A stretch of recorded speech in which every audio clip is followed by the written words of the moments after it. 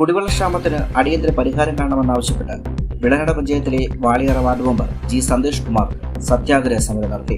വാളിയറ 16-ാം വാർഡിൽ ഉൾപ്പെട്ട ശാന്തിനഗർ, ശങ്കരമുഖം, വാളിയറ, കുളക്കോട് എന്നിവിടങ്ങളിലും വാർഡിന്റെ മറ്റു പ്രദേശങ്ങളിലും വാട്ടർ കണക്ഷൻ എടുത്തിട്ടുള്ള എല്ലാ വീടുകളിലും ശുദ്ധജലം നൽകുക, ഒരേ പ്രദേശത്ത് 2 സ്കീമിൽ നിന്നുള്ള വെള്ളം നൽകുന്നത് ഒഴിവാക്കി അരുവികളിൽ നിന്ന് ശുദ്ധജലം ലഭ്യമാക്കുക, ഈ പ്രദേശങ്ങളിൽ നിരന്തരം പൈപ്പ് ലൈൻ പൊട്ടുന്നത് പരിശോധിക്കുന്നതിന് ബന്ധപ്പെട്ട ഓഫീസർമാരെ ചുമതലപ്പെടുത്തുക, തുടർ വർക്കുകൾ വേഗത്തിൽ നടപ്പിലാക്കുന്നതിന് വെള്ളനാട് പഞ്ചായത്ത് പരിധിയിലുള്ള പ്രദേശങ്ങളിൽ തൊട്ടടുത്തുള്ള ആരനാട് വാട്ടർ അതോറിറ്റി ഏൽപ്പിക്കുക എന്നീ ആവശ്യങ്ങൾ ഉന്നയിച്ചാണ് അരുവിക്കര വാട്ടർ അതോറിറ്റി ഓഫീസ് നടയിൽ ഉപവാസ സമരം നടന്നത്.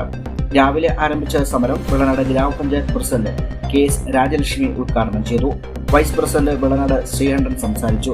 തുടർന്ന് എക്സിക്യൂട്ടീവ് എഞ്ചിനീയർ മനോജുമായി നടന്ന ചർച്ചയിൽ 5 ദിവസത്തിനകം കുടിവെള്ളം എത്തിക്കാമെന്ന് രേഖാമൂലം എഴുതി നൽകിയതിനെ തുടർന്ന് ഉച്ചയോടെ സമരം അവസാനിപ്പിച്ചു.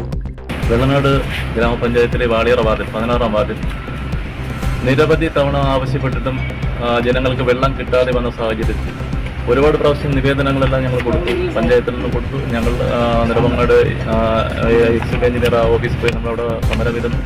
എന്നിട്ടും ഒരു രക്ഷയില്ലാതെ വന്നപ്പോൾ നമ്മുടെ വാളിയറ വാർഡിലെ ചന്ദ്രമുഖം ഗവൺമെന്റ് LPSൽ 150ഓളം കുട്ടികൾ പഠിക്കുന്ന സ്കൂളിൽ അവരുടെ ദൈനംദിന പ്രവർത്തനങ്ങൾക്ക് വെള്ളമില്ലാതെ വന്ന സാഹചര്യങ്ങളും കൂടെ കണക്കിലെടുത്ത് ഞാനിവിടെ ഒരു നിരാഹാര സമരം രാവിലെ 10 മണി മുതൽ ആരംഭിച്ചു.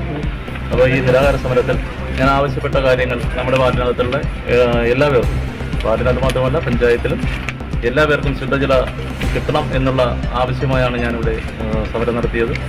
നമ്മുടെ എക്സിക്യൂട്ടീവ് എഞ്ചിനീയർ 5 ദിവസത്തിനകത്ത് ഈ പ്രശ്നം പരിഹരിക്കാമെന്നുള്ള ഉറപ്പിൽ ഈ നിരാഹാര സമരം ഞാൻ അവസാനിപ്പിക്കുകയാണ്. 5 ദിവസം കൊണ്ട് വാളിയറ വാർഡിൻ്റെ എല്ലാ പ്രദേശത്തും ശുദ്ധജലം എത്തിക്കുമെന്നുള്ള ഉറപ്പിലാണ് നമ്മുടെ ഈ പരിപാടി, ഈ നിരാഹാര സമരം ഞാനിവിടെ അവസാനിപ്പിക്കുന്നത്.